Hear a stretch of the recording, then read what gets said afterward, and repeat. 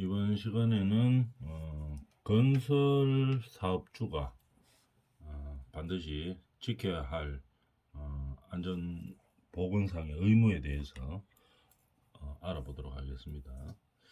우리 건설업은 다른 업종에 비해서 통계적으로 보면 안전사고가 가장 많이 일어나는 업종이죠.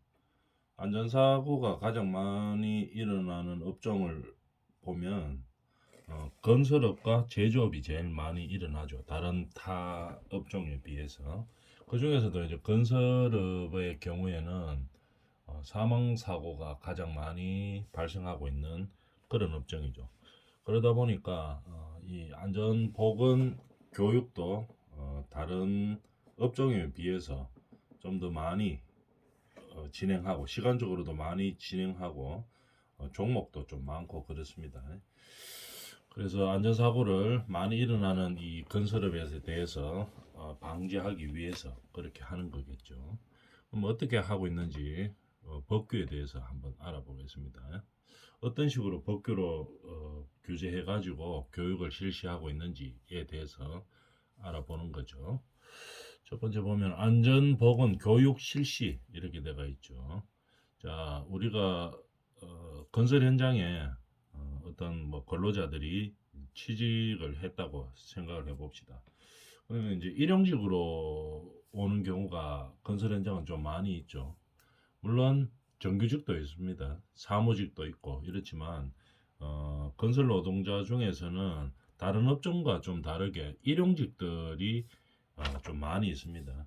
제조업이나 뭐 기타 다른 업종에서는 뭐 일용직이 있기도 하지만 그렇게 많은 부분을 차지하고 있지는 않아죠. 근데 건설업에서는 일용직이 다른 업종에 비해서 엄청나게 많이 있습니다. 그 비율적으로. 그러다 보니까 그에 대한 교육도 이제 일용직들도 많이 시키죠. 그래서 어떤 식으로 규정하고 있는가에 대해서 알아보겠습니다. 안전보건 교육 실시, 건설업 현장에서 말하는 거겠죠. 안전보건 교육 실시. 사업주는 근로자에 대해서 반드시 어떻게 정기적으로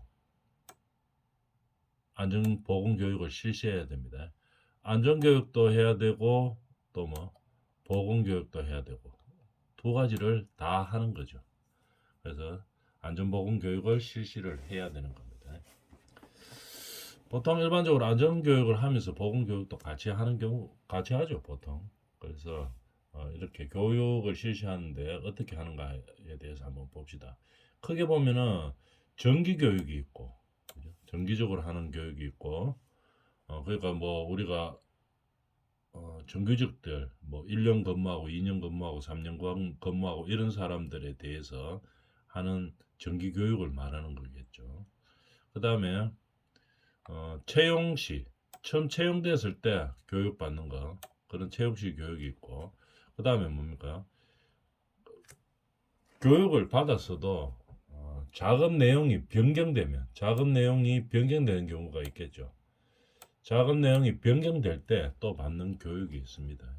그래서 우리가 보면 뭐 같은 현장에 있더라도 오늘은 뭐 오늘 하는 일하고 다음에 이제 하게 될 일하고 이제 작업이 내용이 바뀌었을 경우에는 이 또 안전교육을 시켜야 되겠죠. 예를 들어서 뭐 오늘은 철근 작업을 했는데 내일은 뭐 콘크리트 작업을 한다. 이렇게 작업이 바뀔 수가 있겠죠. 그럴 때는 반드시 작업이 변경됐을 때는 교육을 시켜야 됩니다.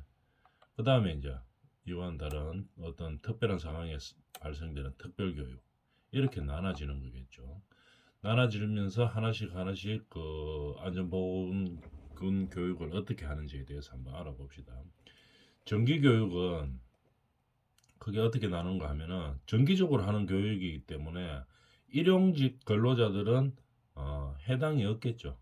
일용직이니까 오늘 하고 뭐 며칠 하다가 이제 그만두고 이런 경우이기 때문에 정기교육에는 해당 안 되는 교육들이 많습니다.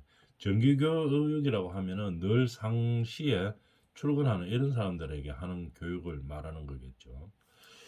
자, 정기교육에서는 일단 사무직 종사, 그죠? 사무직에 있는 사람이 있고 사무직 이외 사무직 외입니다. 외의 근로자, 외의 근로자 이렇게 나눠집니다. 사무직하고 사무직 아닌 사람하고, 그 다음에 이런 사무직이건 사무직이 아니건 간에 관리 감독하는 사람이 있죠. 안전관리를 한다든지 뭐 어떤 관리 뭐 시공 지시를 한다든지 뭐 이런 관리 감독하는 위치에 있는 사람들이 있죠. 시공하는 사람들 중에서도 관리 감독하는 사람들이 있죠. 뭐 기사라든지 이런 사람들은 에 따라서 시간이 다릅니다. 교육받는 시간이 어떻게 다른가 한번 볼까요? 사무직은 매 분기니까 3개월마다를 말하는 거겠죠. 매 분기에 3시간 받습니다. 사무직은. 그럼 사무직 아닌 사람은 어떻게 하느냐? 사무직 아닌 사람은 어떻게 구분하느냐 하면은 판매 업무에 종사하는 사람하고 영업하는 사람들 말이죠. 판매 업무 외의 근로자들로 나눌 수 있습니다. 그러면 사무직이나 판매하는 사람이나 그렇게 위험한 뭐 안전상 위험한 그런 일은 별로 안 하죠. 이런 사람들은 사무직도 뭐 그렇게 현장 일보다는 위험하지는 않습니다. 그죠? 안전 사고에 좀 노출되어 있고 이렇지는 않아죠. 그렇기 때문에 분기에 3시간만 받으면 됩니다. 사무직 아닌 사람도 판매만 하는 사람들은 어떻게 뭐 그렇게 위험하진 않겠죠. 그래서 비슷하게 가장 적게 받습니다. 매 분기에 3시간 정도. 그죠? 3개월에 3시간 같으면 뭐 안전보건 교육 받는데 그렇게 많은 시간은 아니죠. 그래서 제일 건설업 중에서 위험하지 않다고 봐줄 수 있는 사람들이겠죠. 사무직이나 사무직이 아니더라도 판매업에 종사하는 사람들은 매 분기 한 3시간 정도 받으면 됩니다. 근데 사무직 아닌 사람 중에서 판매 업무 외에 그죠? 판매 업무에 직접 종사하는 근로자 외의 근로자 판매 업무 외에는 어떻게 좀 더 받아야 되겠죠. 매 분기에 6시간 받습니다. 2배 받네요. 2배 받는 사람. 그 다음에 관리 감독자의 지위에 있는 사람들 좀 더 많이 받아야 되겠죠. 왜냐하면 안전이나 보건에 대해서 잘 알고 있어야 되죠. 그래야지 뭐 관리 감독을 하게 되겠죠. 그래서 이 사람들은 어떻게 됩니까? 연간 어떻게 조금 더 받죠. 연간 16시간 정도 받는다. 이게 매분기 3시간이니까 3, 4, 12, 12시간, 1년으로 치면 12시간이죠. 12시간. 그 다음에 요 사람들은 좀 더 많겠네요. 근데 요런 가장 적은 사람들보다는 관리 감독자의 지위에 있는 사람들이 조금 더 받습니다. 연간 16시간을 받는다. 이렇게 되겠죠. 요게 이제 정기교육이고, 정기교육. 그 다음에 정기교육 이외에 채용될 때마다 안전보건 교육을 실시를 해야 됩니다. 채용될 때마다. 어떻게 하는가 한번 봅시다. 구분을 일용 근로자와 일용 근로자 아닌 사람, 그죠? 일용 근로자 제외하고 구분을 그렇게 하죠. 채용될 때 일용 근로자들은 뭐 며칠 안 하고 가죠. 보통 그런 사람들을 일용 근로자라고 이야기하죠. 그럴 때 일용 근로자 아닌 사람보다는 좀 적게 받겠죠. 1시간 받으면 됩니다. 채용될 때만 한 번. 일용 근로자들은 채용될 때 한 번 1시간 받습니다. 일용 근로자를 제외한 근로자, 장기적으로 이런 근속하는 그런 근로자들은 8시간을 받습니다. 채용될 때마다 받는 거죠. 채용될 때마다. 채용 시에 받는 교육입니다. 일용 근로자는 1시간, 일용 근로자를 제외한 사람은 8시간 이렇게 되는 거겠죠.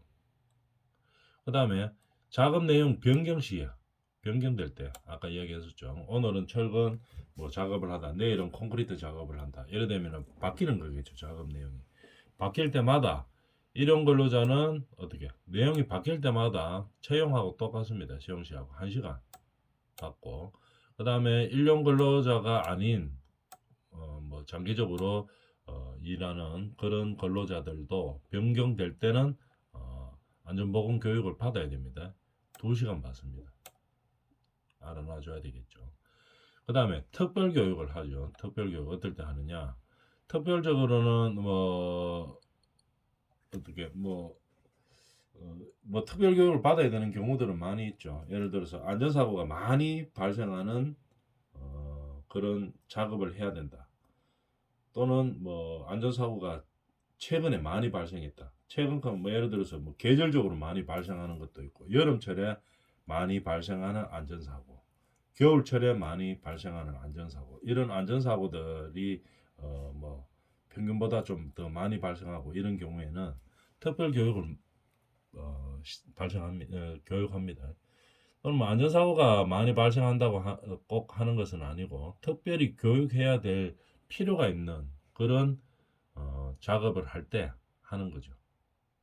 안전사고는 많이 발생하지 않더라도 뭐 특별한 교육이 필요한 그런 근로를 할 때는 합니다. 교육을. 일용직들은 어떻게 하느냐? 채용시나 변경시보다 조금 더 많이 하네요. 2시간 합니다. 특별교육 할 때. 그 다음에 일용직 아닌 근로자들은 좀 많이 합니다. 아까는 8시간 2시간이었는데 2배 되네요. 16시간. 8시간에 2배. 자, 그래서 요 좀 헷갈리겠죠. 그래서 우리가 뭐 자격증 시험이나 이런 거 칠 때 많이 등장하는 문제들이겠죠. 객관식 문제들로 많이 등장합니다. 그래서 잘 알아놔줘야 되겠습니다. 그래서 조금 헷갈리죠. 좀 비슷비슷하기 때문에. 그래서 크게는 정기 교육, 채용 교육, 그다음에 변경식 교육, 특별 교육 이렇게 네 가지로 나누고 거기에 신분에 따라서 그죠? 근로자의 신분에 따라서 예를 들어 뭐 사무직이냐, 사무직이 아니냐, 일용직이냐, 일용직이 아니냐에 따라서 시간이 바뀌죠. 교육 시간이. 안전보건 시간이 바뀐다 하는 거 알아놔주면 되겠습니다. 그 다음에 특별교육에서는 뭐 16시간 이상인데 단기간 간헐적인 작업, 뭐 짧은 시간에 행하는 작업이라든지 아니면은 뭐 늘 발생하는 게 아니고 간헐적으로 발생하는 그런 작업일 때는 시간을 좀 줄여주죠. 2시간 이상이다. 이렇게 되겠습니다. 그 다음에 지금 했는 게 뭡니까? 안전보건 교육을 받아야 되는 근로자들의 시간에 대해서 알아봤습니다. 법적 규제죠. 시행령에 나와 있는 규제 사항입니다. 그래서 반드시 사업주들은 이런 근로자들을 교육을 여기에 법에 맞게끔 시행해야 됩니다. 그 다음에 산업안전보건관리의 정의에 대해서 한번 볼까요? 용어 정의 많이 나오니까 용어 정리에 대해서 한번 봅시다. 산업재해와 산업안전보건관리란, 산업재해라는 말은 우리가 많이 듣고 있죠. 그러면 그 정의를 어떻게 하는가 한번 봅시다. 근로자가 업무에 관계되는, 중요한 게 뭡니까? 업무에 관계되는입니다. 근로자가, 그러면 이게 중요한 게 누구냐 이 말입니다. 산업재해를 당하는 사람이 누구냐? 근로자입니다. 규정을 근로자로 하고 있죠. 그럼 예를 들어서 저 근로자가 아닌 사람들 있죠. 뭐 사업주라든지. 사업주는 근로자가 아니죠.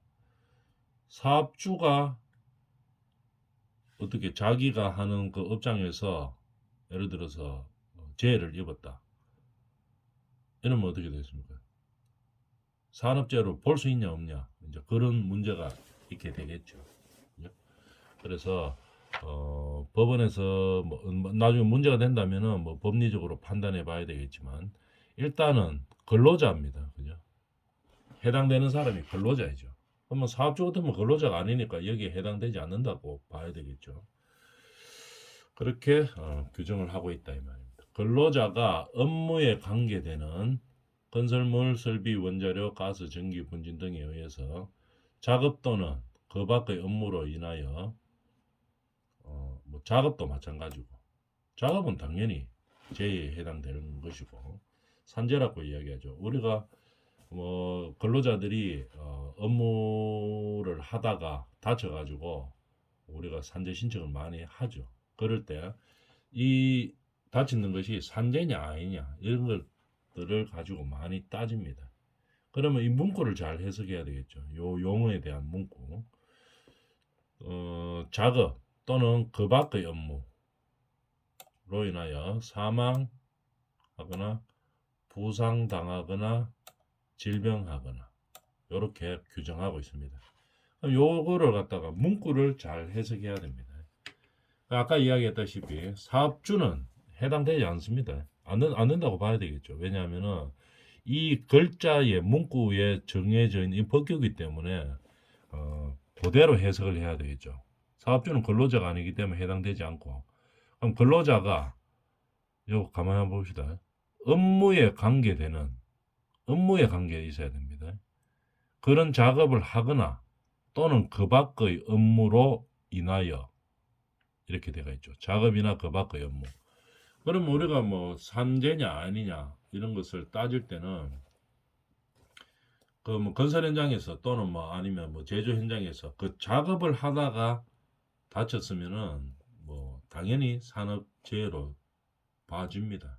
그래서 어떻게 뭐 보험도 처리가 되고 뭐 치료비도 뭐 보전이 되고 이제 이렇게 되게 돼가 있죠. 근데 문제는 작업하다가 다친 게 아니고 예를 들어 뭐 이런 경우들이 있겠죠. 우리 그 뭐 건설 현장에서 작업을 하기 위해서 어떤 뭐 용품이 필요했어요. 근데 그걸로 하기 위해서 어떤 용품이 필요했는데 용품을 사러 가는 길에 어떤 사고가 났어요. 그러면 그걸 산업재해로 보냐 안 보냐 이제 이런 것들이 문제가 되겠죠. 근데 전제 조건이 뭡니까? 업무에 관계되는 그 밖의 업무도 된다고 이야기했죠. 그러면은 어, 내가 우리 현장에서 작업에 필요해서 그 용품을 사기 위해서 갖는 물건 사러 이제 가게에 갔어요. 갈 때 그때 재해가 발생했다 하면은 그거는 업무에 관계되는 행위라고 볼 수 있겠죠. 그렇기 때문에 이것도 산업재해로 치줍니다. 인정을 해줍니다. 그죠? 그럼 또 특히 이제 우리가 많이 발생하는 거 일하기 위해서 출근하다가 어떤 재해가 발생했어요. 좀 애매하죠. 출근하다가. 근데 예를 들어서 진짜로 이 사람이 출근하기 위해서 가는 길이었다.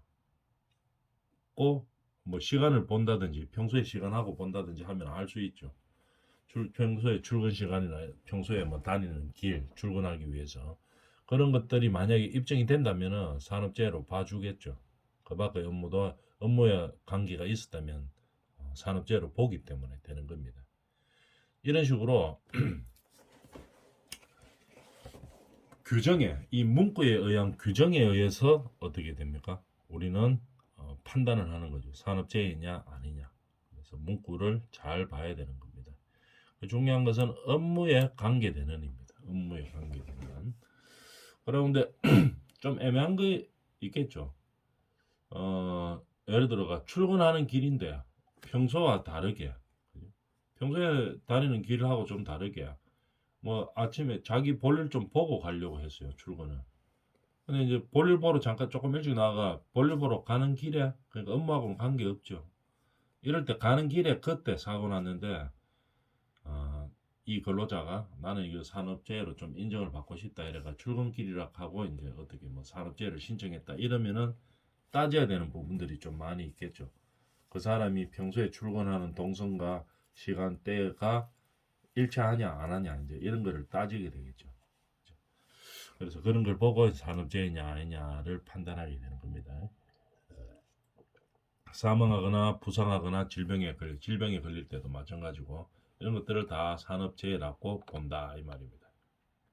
그 다음에 산업안전보건관리가 무엇이냐 우리가 많이 듣죠. 용어는 많이 듣습니다. 근데 정의를 한번 해주는 거겠죠. 우리는 이제 산업안전보건법을 공부하고 있기 때문에 용어 정리에 대해서 한번 해보는 겁니다. 그리고 정확하게 알고 있어야 되겠죠. 산업안전보건관리라 하는 것은 뭐 관리하는 거냐 한번 봅시다. 산업재해로부터 인명과 재산을 보호하기 위해 유해나 위험 요인을 제거. 뭐 때문에 합니까? 인명과 재산을 보호하기 위해서 하는 겁니다. 어떻게 하면 유해나 위험 요인을 제거하고 재해 및 직업병을 예방함으로써 근로자가 안전하고 쾌적한 환경에서 일할 수 있도록 기업에서 관리하는 거. 누가 관리하는 겁니까? 기업 또는 사업주죠. 기업 또는 사업주가 되겠죠. 사업주도 기업이라고 볼 수는 있겠죠. 자기 일을 하는 거기 때문에. 기업에서 관리하는 거. 주체가 누구냐가 중요한 겁니다. 이건 기업에서 관리합니다. 그러면은 의무가 누구한테 있느냐 하면 해야 하는 산업안전보건관리를 해야 하는 의무가 누구한테 주어지느냐를 이제 이 문구를 보고 알 수가 있겠죠. 문구로서 우리가 판단을 할 때 기업에서 관리한다 이러니까 관리해야 되는 의무와 책임을 누가 져야 되는 겁니까? 기업이 져야 된다는 얘기가 될 수 있는 거죠. 그래서 산업재해로부터 뭐 인명과 재산을 보호하기 위해서 위험 요인을 유해하거나 위험 요인을 제거하는 것. 그 다음에 재해 및 직업병을 제거하고 예방하는 거겠죠. 재해 및 직업병을 예방함으로써 근로자가 안전하고 쾌적한 환경에서 일할 수 있도록 누가? 기업에서 관리하는 겁니다. 그래서 이 문구를 통해서 보면 이 관리의 주체는 기업이다. 근로자가 아니다. 기업이다 하는 걸 알 수 있는 거죠. 그 다음에 건설업 안전보건 조치 사항에 대해서 한번 볼까요? 우리가 안전보건 조치 사항은 어떤 것들이 있느냐? 일단은 뭡니까? 근로자가 다치지 않게 하는 것이 중요하죠. 그러면은 다치지 않게 하려고 하면 어떻게 해야 됩니까? 일을 안 할 수는 없고 하기는 해야 되겠죠. 근로 현장에서 일을 하기는 해야 되는데 어떻게 하면 근로자를 안 다칠 것이냐? 첫 번째로 어떻게 됩니까? 이 근로자가 안 다치기 위해서 보호구를 어떻게 사용해야 된다 하는 것을 우리가 알려줘야 되겠죠. 그 다음에 위험 표시를 해야 됩니다. 만약에 여기가 뭐 개구부가 있어가지고 근로자가 가다가 떨어져가 심하게 다칠 수가 있다. 이러면은 출입 금지 표시를 해놔야 되겠죠. 안 해놓으면은 이거는 어떻게 됩니까? 사업주가 이게 의무를 등한시한 거죠. 그 다음에 예를 들어서 보호구를 착용하라고 하고 지급을 했다. 반드시 착용한 것을 확인했다.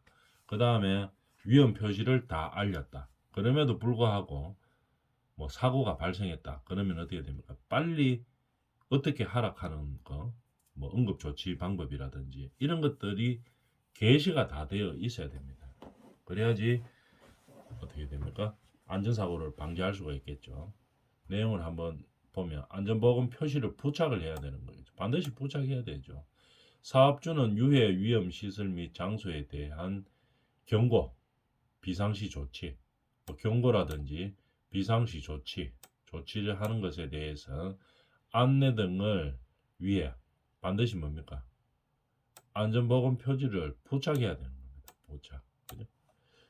이런 것들 우리 많이 보죠. 다니다 보면 건설 현장이나 이런 데서도 많이 보지만 특히 건설 현장에서는 들어가지 말아야 될 곳들이 많이 있죠.